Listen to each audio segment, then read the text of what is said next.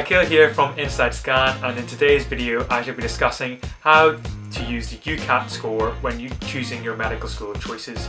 For those who don't know me, my name is Akil. I'm about to start studying medicine at King's College London.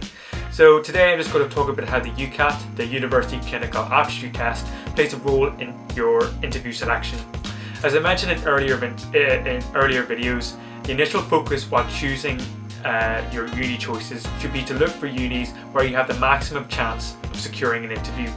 And universities use a lot of different statistics such as your GCSEs, your AS levels, predicted grades and your UCAT in determining who gets an offer for an interview and who doesn't. Post-interview, the data used to select who gets an interview offer is no longer used unless there is a tie. So basically that means the interview is generally the sole factor whether you get an offer. So the UCAT comprises of 4 sections, which are usually scored and often treated either as a whole or as an average. So the 4 sections are verbal reasoning, quantitative reasoning, abstract reasoning, and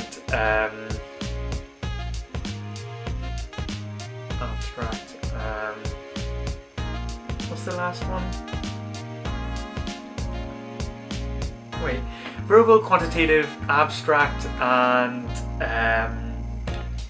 decision making, and then the 5th one is the situational judgment, and this is short for this is called SJT for short, and is scored as a band, with band 1 being the highest and band 4 being the lowest.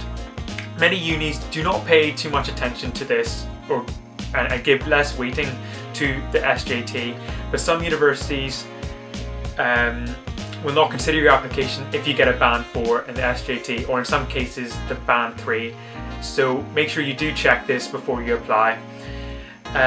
So some universities have a UCAT cutoff or a percentile for interviews, so you'll be wasting your choices by applying to these universities if you don't make this cutoff or this percentile. Some of them will publish their cutoffs from previous years, which is a good baseline for your initial shortlist.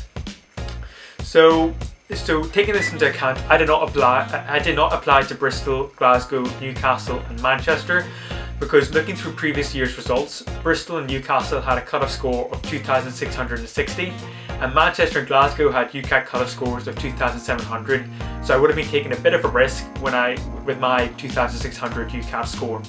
I also Barts or Queen Mary's University of London does not consider any UCAT score below the 3rd decile, so I could have also applied here as I was just below the 70th percentile or the 7th decile.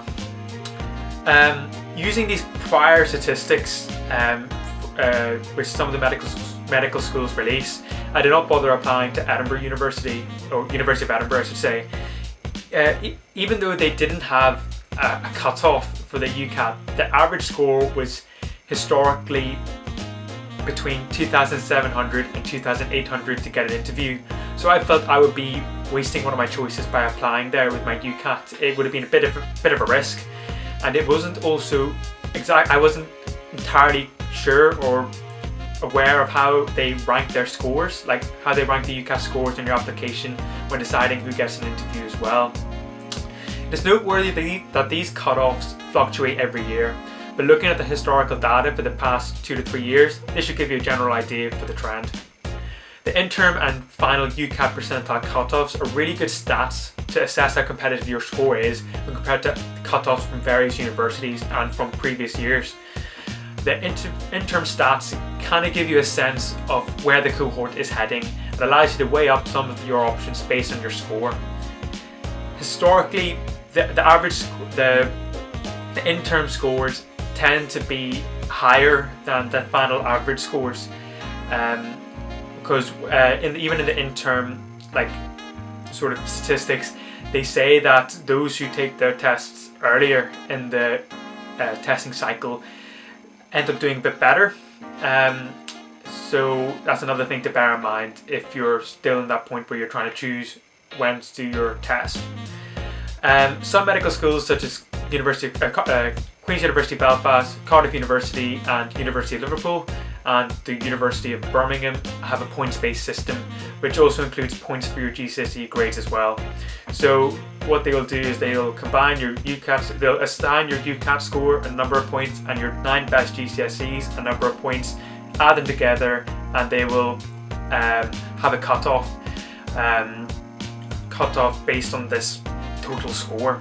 So basically, applicants who have a score higher than this cutoff of both the points you gained at GCSE and the points you got in the UCAT, you would receive an interview invitation, and the offer is based on your interview performance. Edinburgh and Nottingham also have a points-based system with the UCAT and GCSEs, but I'm not too sure on how they score the info they use. So if you had a good GCSE but an okay UCAT, then it pays to look at the entry criteria, which may not give too much of a weight to the UCAT score, such as Cardiff or Queen's. This is a good example for still being able to secure an interview with a not so great UCAT score.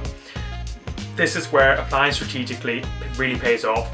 And don't be disheartened by a low UCAT score. Remember, as long as you don't have a really low UCAT score, you're likely to meet the UCAT criteria for one of the 37 medical schools in the UK.